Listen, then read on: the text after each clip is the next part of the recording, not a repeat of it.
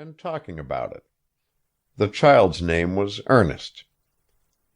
"Mother," said he, while the titanic visage smiled on him, "I wish that it could speak, for it looks so very kindly that its voice must needs be pleasant.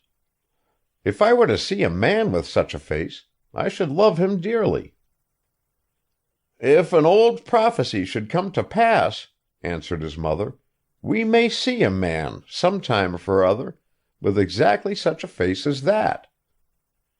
"What prophecy do you mean, dear mother?" eagerly inquired Ernest. "Pray tell me all about it." So his mother told him a story that her own mother had told to her, when she herself was younger than little Ernest. A story, not of things that were past, but of what was yet to come. A story, nevertheless, so very old that even the Indians, who formerly inhabited this valley, had heard it from their forefathers, to whom, as they affirmed, it had been murmured by the mountain streams, and whispered by the wind among the tree-tops. The purport was that at some future day a child should be born hereabouts, who was destined to become the greatest and noblest personage of his time, and whose countenance, in manhood, should bear an exact resemblance to the Great Stone Face. Not a few old-fashioned people, and young ones likewise, in the ardor of their hopes, still cherished an enduring faith in this old prophecy. But others, who had seen more of the world, had watched and waited till they were weary, and had beheld no man with such a face, nor any man that proved to be much greater or nobler than his neighbors, concluded it to be nothing but an idle tale. At all events, the great man of the prophecy had not yet appeared. "Oh, mother, dear mother," cried Ernest, clapping his hands above his head, "I do hope that I shall live to see him."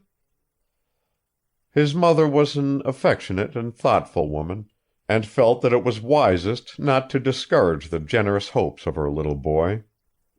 So she only said to him, "Perhaps you may." And Ernest never forgot the story that his mother told him. It was always in his mind whenever he looked upon the Great Stone Face. He spent his childhood in the log cottage where he was born, and was dutiful to his mother, and helpful to her in many things, assisting her much with his little hands, and more with his loving heart. In this manner, from a happy yet often pensive child, he grew up to be a mild, quiet, unobtrusive boy, and sun-browned with labor in the fields, but with more intelligence brightening his aspect than is seen in many lads who have been taught at famous schools. Yet Ernest had had no teacher, save only that the Great Stone Face became one to him. When the toil of the day was over, he would gaze at it for hours, until he began to imagine that those vast features recognized him, and gave him a smile of kindness and encouragement, responsive to his own look of veneration. We must not take upon us to affirm that this was a mistake, although the face may have looked no more kindly at Ernest than at all the world besides. But the secret was that the boy's tender and confiding simplicity discerned what other people could not see, and thus the love, which was meant for all, became his peculiar portion. About this time there went a rumor throughout the valley that the great man, foretold from ages long ago, who was to bear a resemblance to the Great Stone Face, had appeared at last.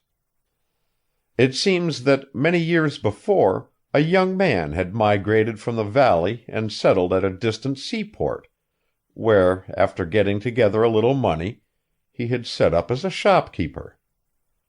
His name, but I could never learn whether it was his real one, or a nickname that had grown out of his habits and success in life, was Gathergold.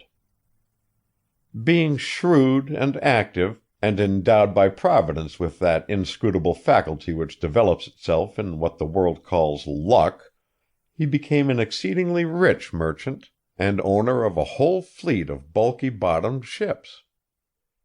All the countries of